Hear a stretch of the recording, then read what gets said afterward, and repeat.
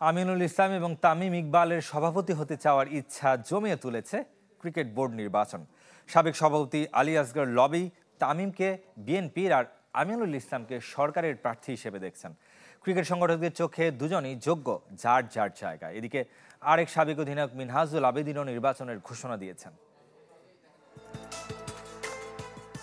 আমিনুল ইসলাম ও তামিম ইকবাল দু প্রজন্মের দু ক্রিকেটার, দুজনই ক্রিকেট মাঠে বাংলাদেশের অধিনায়ক ছিলেন। এবার নির্বাচিত হয়ে দেশের ক্রিকেট প্রশাসনকে 4 বছরের জন্য নেতৃত্ব দিতে আগ্রহ প্রকাশ করেছেন। স্বল্প মেয়াদে হলেও অন্তর্বর্তী দায়িত্ব পালন করে এগিয়ে আমিনুল।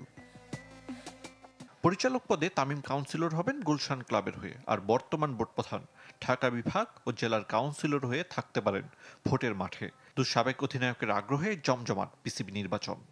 পার্সোনালি মনে করি এটা আমাদের সৌভাগ্য যে এরকম দুইজন ফর্মার ক্যাপ্টেন এই ইলেকশনে ফার্স্ট টাইম ইন্টারেস্টেড হয়েছে। বলতে পারেন যে হেলদি কম্পিটিশনও কিন্তু একটা বড় জিনিস। সাবেক সভাপতি আলী আসগর লবি দু প্রার্থীর প্রতিদ্বন্দ্বিতাকে রাজনীতির খেলা হিসেবে দেখছেন।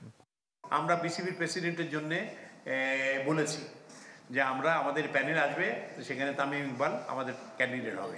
সরকার থেকে নাকি বুলবুলকে চেষ্টা করতেছে করার জন্যে। তো এখন এখানে তো যদি এখানেও তো পলিটিক্স ঢুকে যাচ্ছে, এই পলিটিক্সের মধ্যে গেলে হবে না। আমি কিন্তু যখনই বিসিবিতে এসে প্রথম কথা বলেছিলাম যে দেশ নো পলিটিক্স। আইসিসিতে আমিনুল ইসলামের কাজের অভিজ্ঞতা আর গত ক মাসের কার্যক্রম বিবেচনায় নেবেন ভোটাররা। অন্যদিকে নবীন হলেও তামিমকে নিয়ে আশাবাদী সাবেকরা।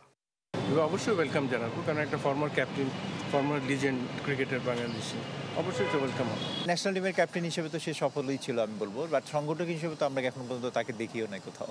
নির্বাচনের দৌড়ে এবার সাবেক অধিনায়কদের মেলা। নিজের প্রার্থিতার ঘোষণা দিয়েছেন আরেক সাবেক মিনহাজুল আবেদিন। চিন্তা ভাবনা পজিটিভ নিয়ে রেখেছি, আশা করছি যদি সবকিছু ঠিকঠাক থাকে তাহলে অবশ্যই করি। পছন্দ সি ক্যাটাগরি, যেখানে আরেক সাবেক খালেদ মাসুদ পাইলটও আগ্রহী। তবে কেউই চান না অধিনায়ক কোটায় কাউন্সিলর হতে, তাহলে বন্ধ ভোটের পথ। আরিফুল ইসলাম, চ্যানেল 24, ঢাকা।